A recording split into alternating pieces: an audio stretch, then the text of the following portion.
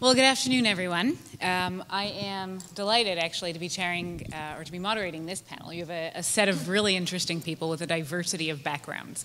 And I am hopeful that today's discussion will enlighten us all on the wonders of evaluation in government. So a few key points here to frame the discussion for you. So as Jay mentioned, I come from an institute at the University of Ottawa, and we look at politics and money. And so you'll forgive my bias. When I think about how we measure innovation and how you measure any program for any government or any public institution, there are a few key things that we may want to keep in mind.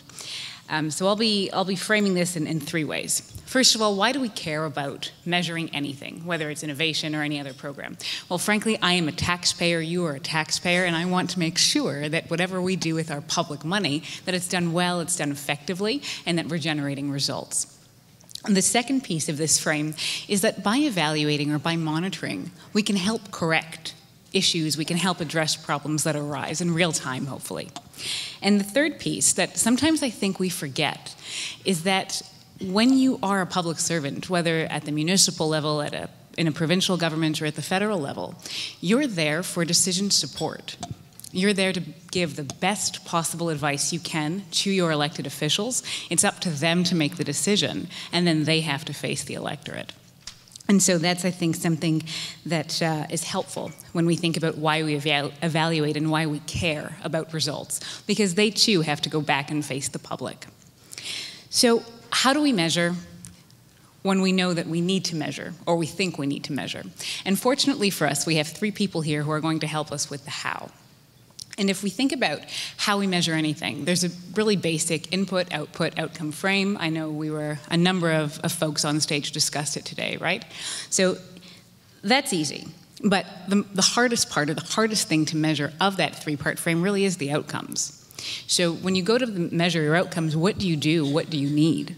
You know, if you're me, you say, well, I want to make sure I'm getting value for money, and I want to make sure that I'm aligning, my results to whatever my stated goals were at the outset of the program development. So through this panel today, we're actually going to address these three pieces. Chris will start us off with his opening comments, and he'll talk about how you actually define goals, how you define results, and how do you set a path to get there. Joseph will then take us through what we need to begin measuring those results. What kind of data do we need? How do we get the data? What's useful data? And then Helen will take us through how we make that information useful for the elected officials that you're supporting. So I'll turn it over to Chris now. All right, thank you so much. So you had spiky Jonathan earlier today, and you're going to get gooey Chris. I don't know if that means anything to anyone. So I'm going to show you a few pictures about our program here.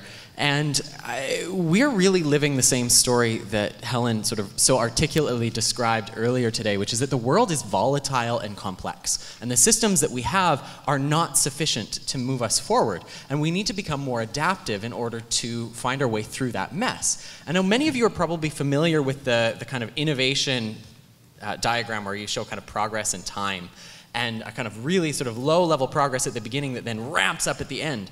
Well, that first phase is really about the input and an initial outcome, which is understanding your problem and designing the right thing, not just designing the thing right. We call that beta thinking at the City of Calgary. And this is a term that we've made up to try to create some permission space. And like sort of what was mentioned earlier, we had to craft some principles that gave us a grounding on which to do that.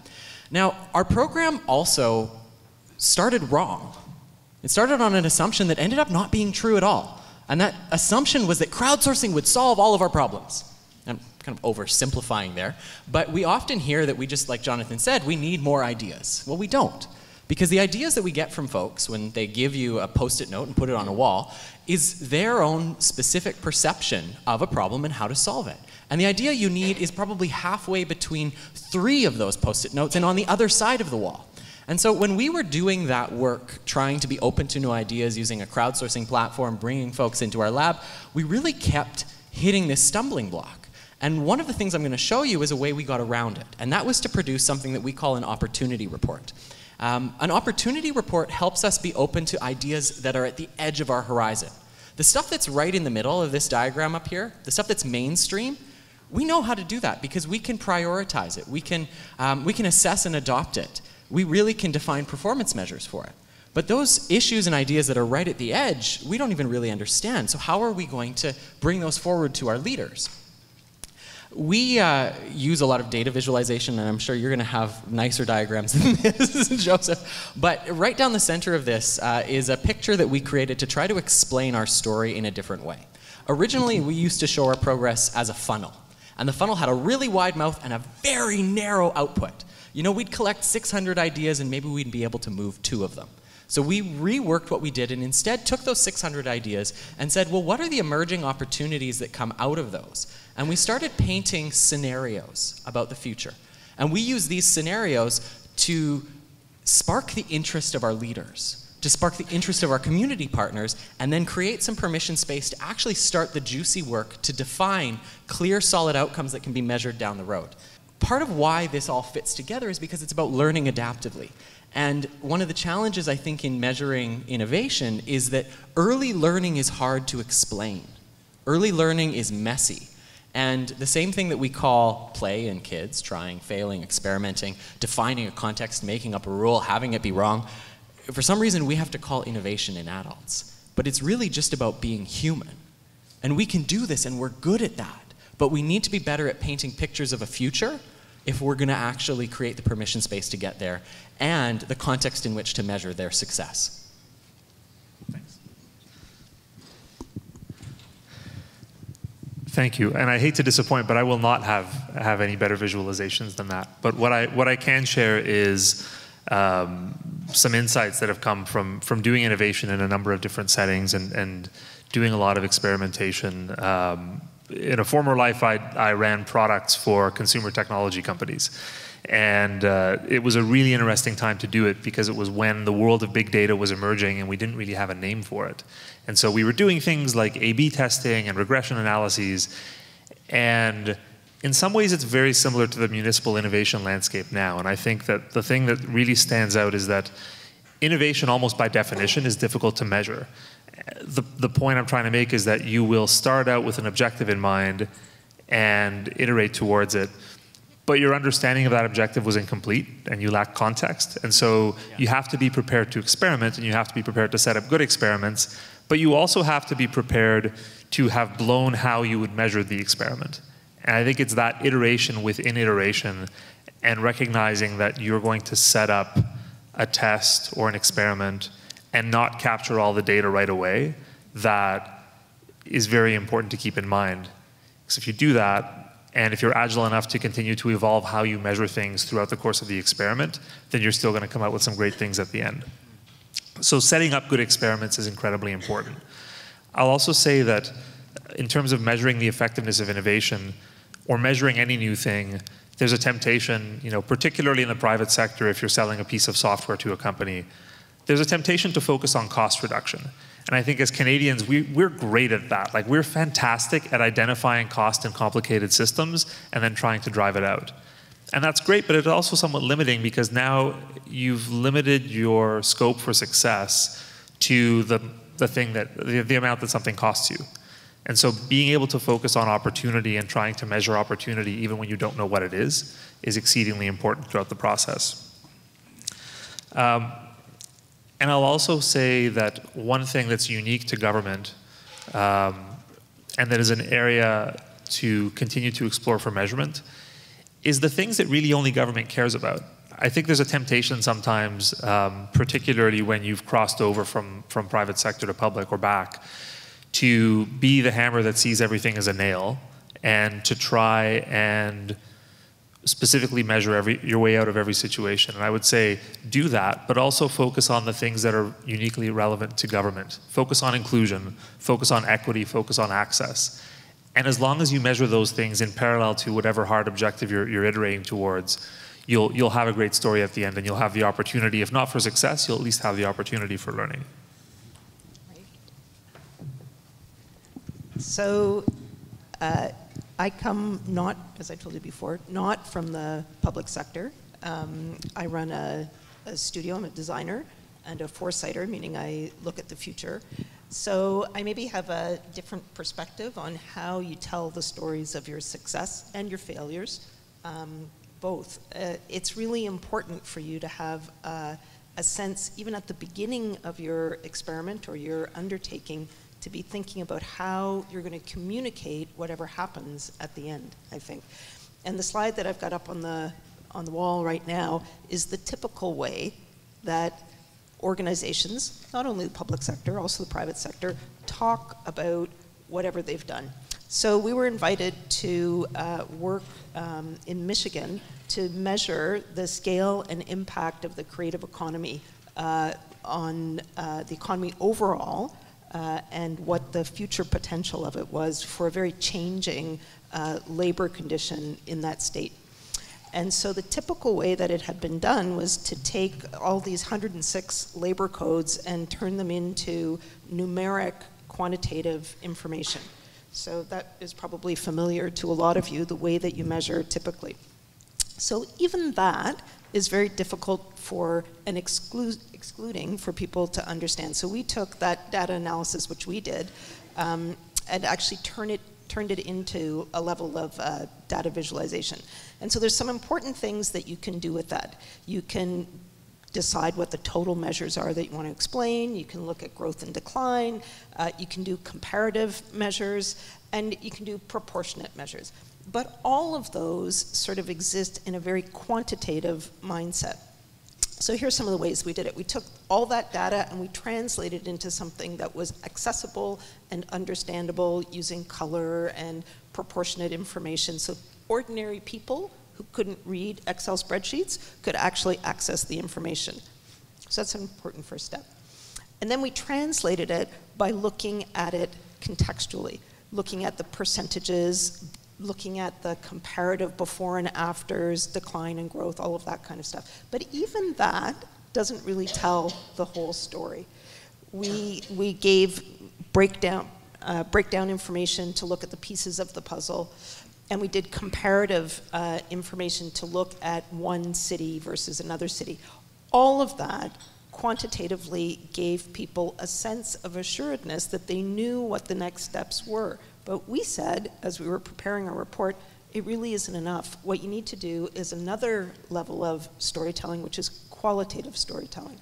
Interpreting qualitative information into a written and visual representation so you can increase meaning to the citizens, so that you can show the impact on individuals in the system, and that you can get at the emotional content of the issues in a completely different way.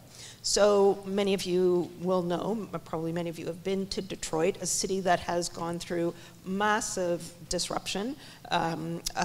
It's shrunk in size by more than half over the last 50 years and has had all kinds of social problems. But what we did is we went out and we gathered firsthand stories to describe from a human-centered point of view the reality on the ground of how change was actually happening, aside from the quantitative measures. And the same, the expansion of Grand Rapids, by contrast, which is a second city in Detroit, or in Michigan, that's actually growing and changing over time. And so all of that part of our report, you can get it online, I'll link you to it later, explains from a human-centered perspective. There's a third kind of information that I think is really important for storytelling, and that's future scenarios, and Chris brought it up. And that's to interpret the signals of change that you see in a way to help people understand that there's plausible alternatives going forward, that you can actually measure the intangibles as well as the tangibles and create some frameworks for risk mitigation. And so this is I don't have images for the project in Michigan, although we did do that for them. This is from a project that we just completed for the Government of Ontario, looking 50 years forward regarding transportation and land use planning in the province. And so we actually created whole worlds with people that would occupy those worlds and tried to understand from different points of view how they might work, how they might live, how they might love, what they might consume, and built out those worlds in a way that provided enough information for somebody to actually map out, if that happened, what would the transportation and land use planning actually look like? so they could translate it into policy advice to make good decisions going forward. So 3 very different kinds of ways to tell the story aside from your Excel spreadsheet. Thanks. Thank you. I think that's a good place to start. I certainly have a number of questions. I'd like to start actually by picking up on something that Joseph said. You were talking about let government do what it does well. And Chris and I were chatting about this earlier, that, you know, government's oftentimes the insurer of last resort. And sometimes that means that there is a, let's say, sometimes hesitancy to experiment. But when we think about what innovation is at its core, it really is either doing something better that already exists, right, improving the existing process, or finding a new way to do whatever it is that you have to do. So with that in mind, what if we start there with the instruments and the processes that government has? If we think about procurement, if we think about people, what can it do to either help innovation or to help measure innovation? We'll start. Can we start with you, Joe, and then everyone else? Sure. Please.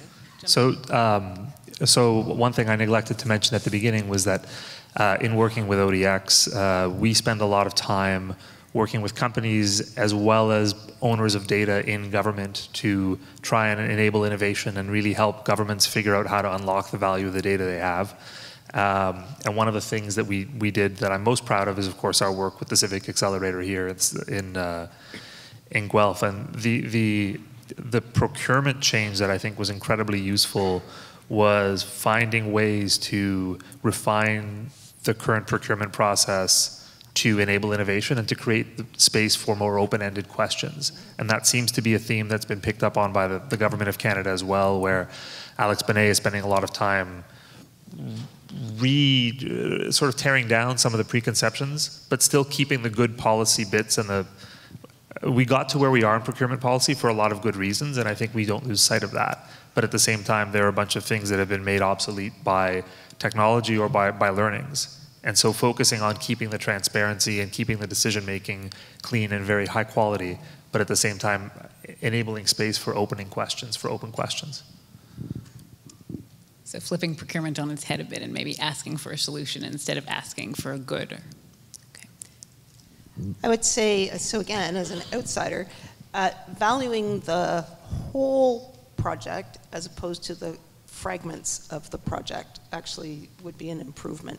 So when only the fragments are valued and cost reduction is the main driver, you get a disconnected process as opposed to one that perhaps might alter the emphasis throughout the process. Maybe more time and energy and ultimately money would be spent at the beginning finding the problem, like I said, and way less at the end because it's a holistic perspective on trying to solve a problem. So framing it overall with the impact even as part of the expectation. We want to achieve this, say, financial savings overall. How much do we want to dedicate to the project and change the way that you see procurement? I'm going to be a little bit provocative and say, because I know government is sort of obsessed with truth, and truth is Jonathan was talking about this at the back of the room, truth is a non-thing, right? Like truth is the accuracy of correspondence between the map you have in your head and the territory that you're walking on. And so I think government is actually potentially in the business of creating fake patterns until real patterns emerge. And we can create fake patterns by saying yes. And those fake patterns at every stage of the cycle of a project, whether kind of in that low-level experimentation phase or later on down the road, can be measured. The success of the small experiments that you do, if they are starting to create real impact, then the pattern becomes real. And so I think what we need to do is find ways to say yes more often, and we need to step into some of that space where we're expecting other folks to until they're ready, right? Like you wouldn't expect a garden just to grow in your front yard. You need to till the soil, and you need to say, I have a garden here. And then when you say, I have a garden here, and we till the soil, people start to behave differently. No. So if we think about how you communicate, because I think that becomes a really important point, right? About how do you communicate not only your successes, but also how do you communicate failures? Not necessarily explaining them, but being able to say, here's why something is being held up. And I'm quite curious to know, I don't know if Helen or Chris, maybe if one of you two want to start on this question, what do you do when those things happen? When, you know, your council turns to you and says, well, tell me what's going on. How do you communicate that? Oh. Well, we don't know. Might be one of the answers. But I brought this up earlier, or yesterday actually, the question of the language of failure. And I think the language of iteration is maybe one of the ways that we can start to change that dialogue. Because even the most permanent road, right? Like even the 401 is going to be iterated. It started off as one kind of path between communities, and now it's another kind, and then it will become another kind. And we have this, like, I think one of the biggest problems in project management is that we imagine it as a linear process. It's a loop, it's a cycle. And if you wanted to do something tomorrow in your teams to change the dialogue, it would be to change your project management diagrams from lines to circles, and demand and challenge folks to figure out, well, if you only cover this part of the arc, who covers the other side? You know, project initiation, planning, design, conceptualization, operation, delivery, revitalization. All of that has to loop together. And so I think when we change the way we think about failure in that sense, we can change the way that our politicians are open to it. One thing I would add to that is that we also, and taking the liberty of, for a moment, envisioning myself as a public servant, we honest to goodness have to embrace failure, and part of that means resisting the urge to frame every failure as a success. And I've seen that happen where very good things have happened relative to the original plan for innovation and experimentation, and yet there was still this compelling human need to declare victory and go home. And I think we just have to be cognizant of that and be brave in standing up and saying, well, that part didn't work out, but that was okay. We knew that, right? And sometimes simply reminding folks is enough to get rooted and stay on course. And maybe just the last thing to add, that innovation itself isn't the outcome, it's a process. And so because it's a process, it's like anything. You're in training and you don't run your best race the day that you're training, or maybe you do.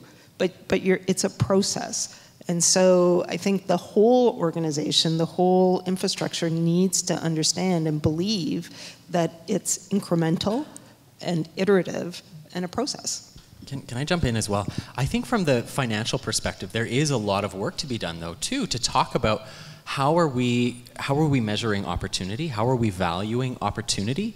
And if we could put a dollar value on the things that we didn't do, and then bank that as savings, that would be really interesting. We have a colleague in waste and recycling who likes to remind us that the best failure in her eyes is that Calgary did not succeed in putting an incinerator in every neighborhood in the city in the 1970s. Right? Like, imagine that. Like, if we had a garbage incinerator in every neighborhood. There was a time when we thought that was the solution, but we failed at it. And we've actually banked value in terms of health outcomes, and if you really sort of measure the whole system, that maybe could be used in our budgeting processes in a different way. Giving ourselves credit for the mistakes we didn't make. Maybe. I don't know. No, that's interesting. I will take that back. How we can, if it was that easy.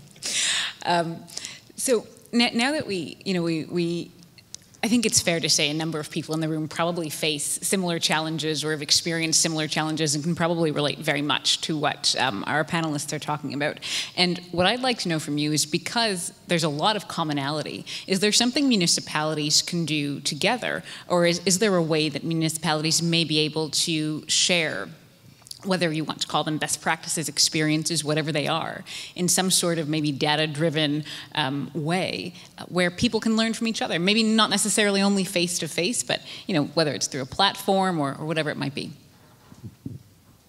So I wouldn't be an open data guy without jumping on this bandwagon once today, and that is standardization. And to the extent that cities release, create, or manage data around particular forms of subject matter or areas of operations, just trying to find one or more standards to use to publish that data and continue to use it and to iterate on it. I think it's always a challenge. It's always a challenge to diffuse innovation and reuse best practices when the way that people count things is very different. And so there are standards out there for a lot of areas of municipal operations, that I'd encourage folks to look into them and make good use of them.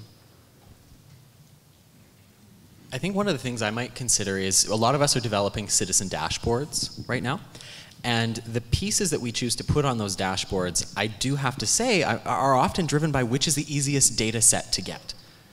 And I think we are doing ourselves a disservice by not bringing a storytelling lens and a future lens into our citizen dashboards to try to think about not just what is this, was my road plowed, but how many kids got to school on time?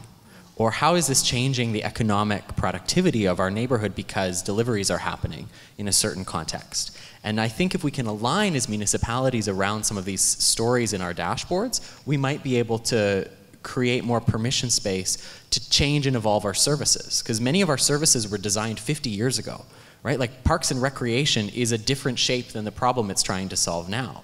And we need drivers that move us towards that. And I think the things that we actually measure and mark down and share can help do that.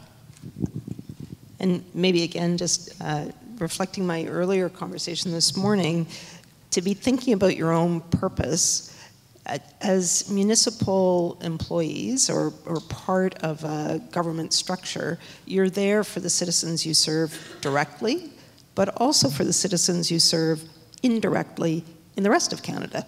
And so the information that you accumulate and turn into a story is valuable not only for you, but for all of your colleagues. And so if you have that as your originating mindset, it means that you share the information in a different way.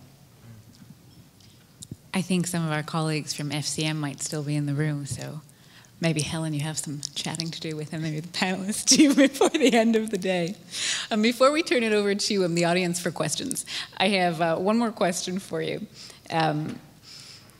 If you could give one tangible thing for people to take away, right? One tangible thing people can get back to their desks tomorrow and do or implement or try when it comes to, take your pick, evaluation, innovation, what would you suggest? We save the hardest question for last.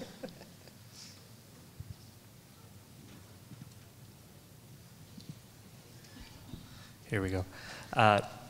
I would say when you count things, just constantly think about the impacts you're looking for.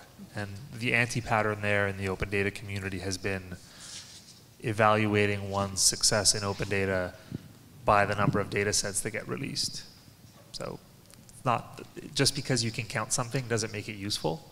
And I would say pick one thing, try to explain why it's useful to yourself, give it a try for a couple of days, and if that doesn't work, pick something else. But just be really cognizant of the fact that you can't just return a number, you have to return a number that can drive a decision. So data for data's sake is not useful. You need a story, you need some context behind it. I would build off that by talking about designing the artifacts that you produce, whether you are in an innovation program or not, with intention. Because when you make something, it can become a data collection tool on its own. I've got up here on the stage, we didn't know how to explain to council all of the amazing things that were happening in our space and all the partners that were walking in there, so we made a yearbook. And that yearbook provoked us to count and measure the hours spent by staff or donated time by partners, or to be able to compare the efficiency of our training to the contemporary training models that we have in the corporation. And so when you make something that's beautiful, that people want to have in their hands, that's at their desks, that they want to talk about, or slides that they want to borrow, you can push your message forward, and you can also bring data back in. Yeah, and as a designer, my whole world is about how do I communicate whatever in object or communications, whatever tool I'm using. How can I enable somebody else to join the conversation? And so that's really hard when it feels like the work you're doing is, it's your task that you have to complete for an internal objective. But you're actually trying to engage the wider world to have a conversation with you. And if you begin doing your work from that perspective, it means you'll collect the data differently and you'll communicate it differently. Thank you. Do we have some questions from the audience? Oh, we have one. Do we have a mic floating around?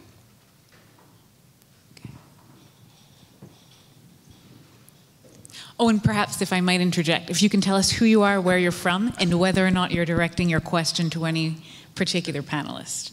I don't know if I'm directing it to anyone. I'm Jonathan with the City of Calgary. And I was really curious about like how you can think about data differently, because we think about it in a very quantitative basis. Maybe you could expand on how, because I think it's kind of important to push the boundary of how we think about what data is. And so my question is, because design thinks about data quite a bit differently than some of the other sciences. I work with Jonathan, so. You don't need to recuse yourself just because you work with so the power of narrative on top of the numbers is the thing that consistently gets lost, and the power of multiple narratives on top of numbers, because then the problem becomes the person who knows the data set the best in many cases is in the position to sort of tell the story that they want over data. And so creating a space where qualitative data is drawn out, put alongside the numbers, put into context, and then where multiple people can argue over what that narrative is vital, and doing that repeatedly. Like he said. Is it Dave Snowden runs SenseMaker? Anyway, anyone know that? There are some tools available to government right now that allow you to have citizens contribute ideas and then tell you what they mean. Because that's the piece that's often missing, is that like they'll give you a Post-it note and then you're like, what does this actually mean? What's the context? Were you driving a car or were you riding a bike when you wrote this down? Because it could mean very different things. And so when we apply, like I think the social sciences actually have a lot to teach us as governments about how to be rigorous in our qualitative data collection as well. Hi there. It's a great talk. Chris, I think it was you that mentioned the opportunity report. Can you talk a little bit more about what that's all about? Well, first we made it up. We had created a deliverable. No, I'm partially joking, but we had created a deliverable for ourselves that we would communicate to our senior leadership some of the big picture opportunities that were emerging from our crowdsourcing and activities in the lab. And we were finding that we had to find a way to socialize those ideas in aggregate with the group. And so we used some tools that we had digitally to sort through ideas that were submitted. We used a cross-section of staff. One of the pieces that our team helps shepherd is an internal advisory of every business unit in the city. So we have 35 to 40 folks who have some time committed to being open to new ideas within the City of Calgary from every department. And we force them in some ways to look at the ideas and to say, what stands out to you? What does it mean to you? And then we let our team actually synthesize some of that. So, and this was one of the hardest parts, because our organization is strongly oriented to strong logic. They want to know exactly how this idea leads to this opportunity, leads to this action. But the fact is that the world's way more messy and complex. And so we have the privilege of having a few designers on our team, like Jonathan and some leaders like Lisa, who have a future focus and who are good storytellers. So we looked together at the ideas there, wrote up these scenarios as posters. So we literally like pushed the boundaries of PowerPoint, because we don't have any design software in our lab. Used images and imagined statements. So, you know, something like, imagine if it was the city's job to connect the city. And then we said hashtag Wi-Fi on buses. And then we'd link on that same poster to 5 ideas on the Civic Innovation YYC platform that we thought led us there. And then we put some provocative words at the bottom that said things that, you know, that sort of hinted at the steps that you would follow after this. It's not a business case, but it's a provocative image. And then we brought different focus groups into our lab to look at these images and to actually leave more comments. And we asked them, which business unit could lead this? Who should be involved? What partners exist? And we packaged that together into a document. And it's kind of amazing in government, once you have a document, like you can open doors. It doesn't even matter what's in it, but we have an opportunity report, and reports go to council, and reports go to PFC. So there's kind of a double-edged sword, but it was an exercise in creating a fake pattern. And it could have flopped, and some parts of it definitely did. And we certainly spent time in this first round of creating an opportunity report that was not as effective as it could have been.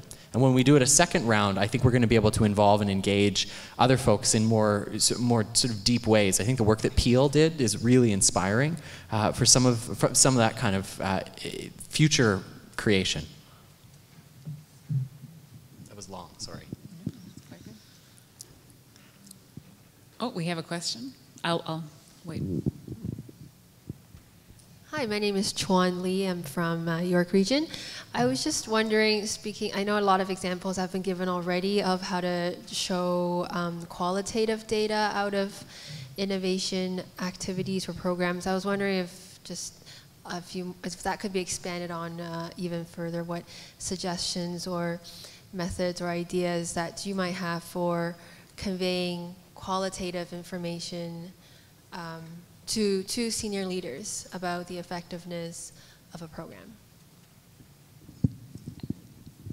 Videos, photographs, you can have people write letters and accumulate the letters. You can create images that are synthesis of ideas. You can create artifacts. You need to dip into the toolkit that creative people use all the time. So think about in your lives the stories that touch you and live with you. So writers do that, filmmakers do that, painters do that, sculptors do that, and designers do that. So use their skills to tell stories too, or invite them in to your process and collaborate with them. That'd be my suggestion. One thing I would add to that is be willing to use technology as well, but, and it's a gigantic but, there are huge accessibility issues with respect to taking a whole bunch of plain text submissions, running them through Watson Discovery, and suddenly claiming to understand the gestalt of all the feedback you got through a website.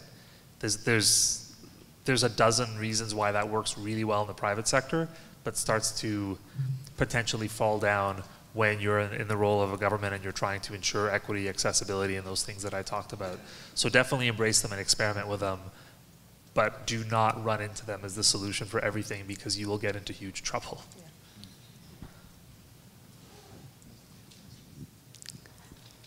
So I have one more question for our panelists, and it's about incentives.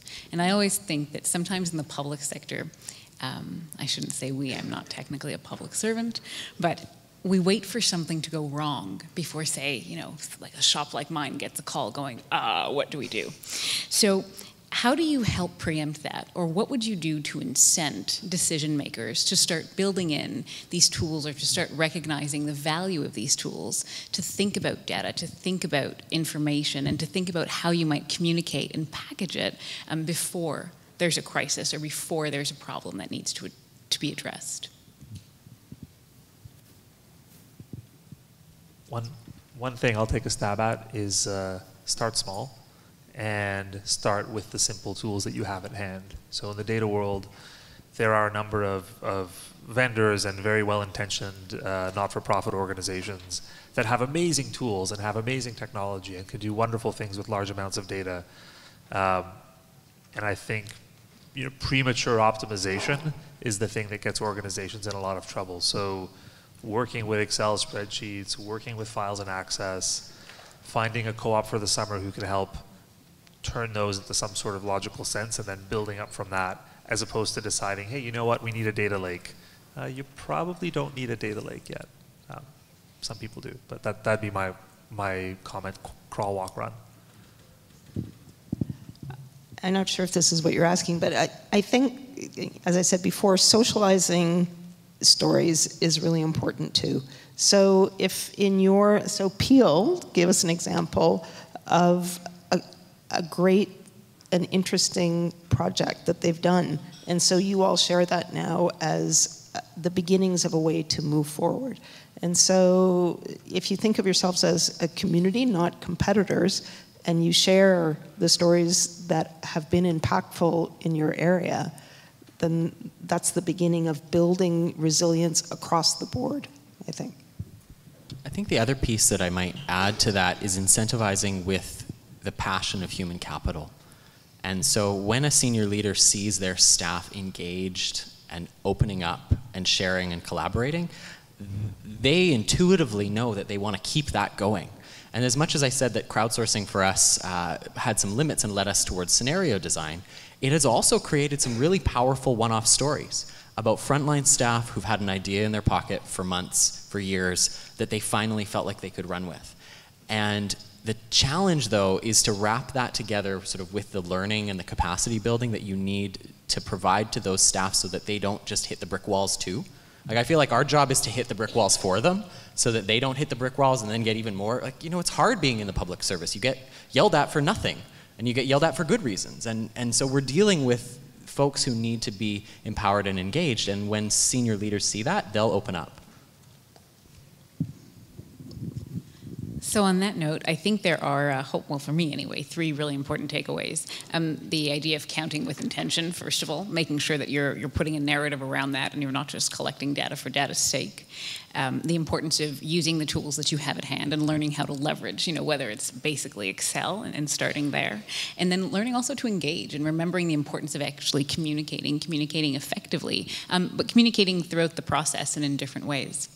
And so with that, I hope you'll join me in thanking our panelists. I think this was a very interesting conversation.